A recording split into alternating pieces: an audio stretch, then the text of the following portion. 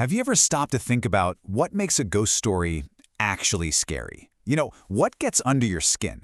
It's not always about the jump scares.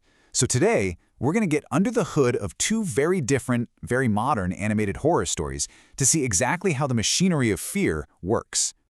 Okay, so let's dive right in. We're looking at two incredible tales. First, Nightmare on a Plane, an English language story that's all about that creeping psychological dread. Then we have Morgue in the Rain, a Hindi story about a ghost who is laser-focused on getting justice.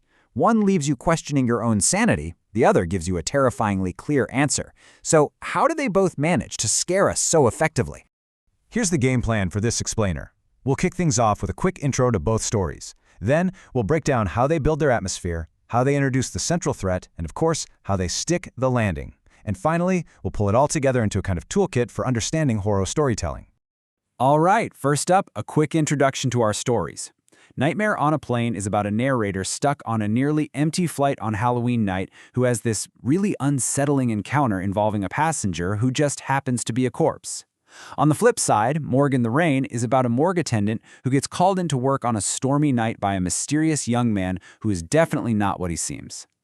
So, how do you even begin to build a great horror story? Well, you start by making your main character vulnerable. And the absolute fastest way to do that is isolation. It's the foundation, It's the stage where all the fear is about to play out. Let's look at Nightmare on a Plane. The setting here is a perfect example of modern, sterile isolation. A long flight delay on Halloween means the narrator is stuck on a plane that's practically empty. I mean, think about it.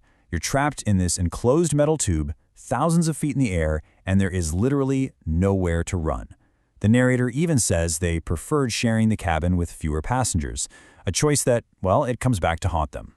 Now, Morgue in the Rain uses a more classic, almost gothic playbook to get the same result. You've got a raging storm on a dark Saturday night, a remote morgue, a place literally defined by death. Our guy gets pulled from his sleep and thrown right into this incredibly vulnerable situation, totally cut off from the rest of the world. So, here's the key takeaway. It doesn't matter if you're in the high-tech, claustrophobic cabin of an airplane or a spooky old morgue on a stormy night. Both of these stories start by stripping their protagonists of safety, of comfort, and of any company. They're totally alone, and that's when the real horror can start to creep in.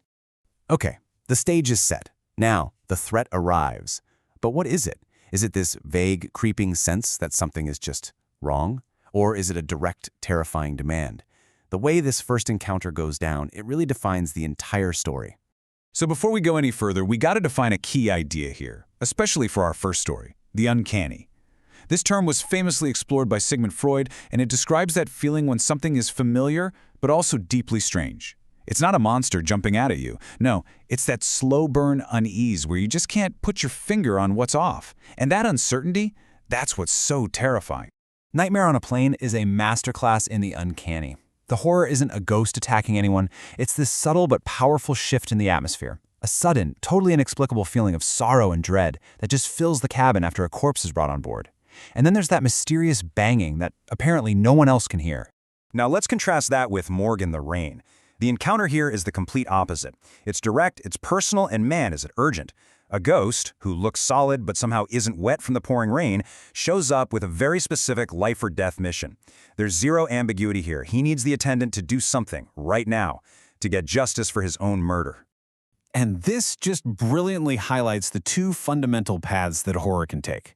One path feeds on our fear of the unknown, that psychological dread of not knowing what the heck is going on. The other path feeds on the absolute terror of a known, supernatural force that has a clear, unstoppable goal. All right, let's talk about the ending. How a horror story wraps up determines what kind of fear you're left with. Does it leave you with a haunting question you can't shake, or does it deliver a final chilling answer? Nightmare on a Plane is just masterful at building toward ambiguity. It lays out all these strange events, the corpse, the feeling of dread, the banging, but then it offers a totally rational escape hatch.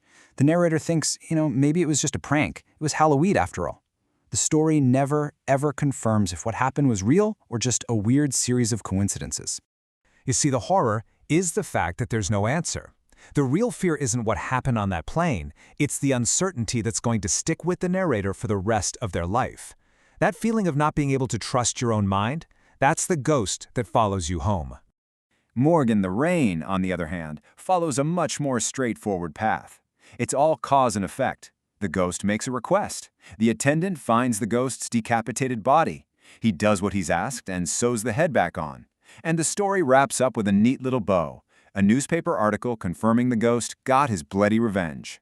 And this kind of ending, it's deeply satisfying in a really terrifying way. It gives you a sense of cosmic justice. The horror actually served a moral purpose. And while the whole thing is super scary, the story ends with a clear, definitive, and powerful outcome. The bad guys got what was coming to them. Okay, so we've broken down these two very different tales. What are the big takeaways? Let's try to distill all of this into a clear set of tools that storytellers use to engineer fear. So let's just lay it all out, side by side. The approaches are polar opposites, right? Nightmare on a Plane is a slow burn. It's psychological dread with an ambiguous ending, and our protagonist is basically just a passive observer to the weirdness. Morgan the Rain, though, it's a direct, plot-driven story about supernatural justice with a very clear ending, and the protagonist is a crucial, active participant in the whole thing. So, these are the really crucial points to remember. Every horror story worth its salt starts by making you feel alone. From there, it has a choice. It can prey on your mind with uncertainty, or it can give you a terrifyingly clear mission. And whether our hero is just watching from the sidelines or is forced to get their hands dirty, that defines the entire experience. It even suggests that different cultures might value different kinds of horror, one prioritizing that lingering dread, the other a sense of righteous vengeance. And that really leaves us with one last question for you to chew on. What truly gets under your skin? Is it that unsettling feeling that something is deeply, fundamentally wrong, but you have no idea what it is?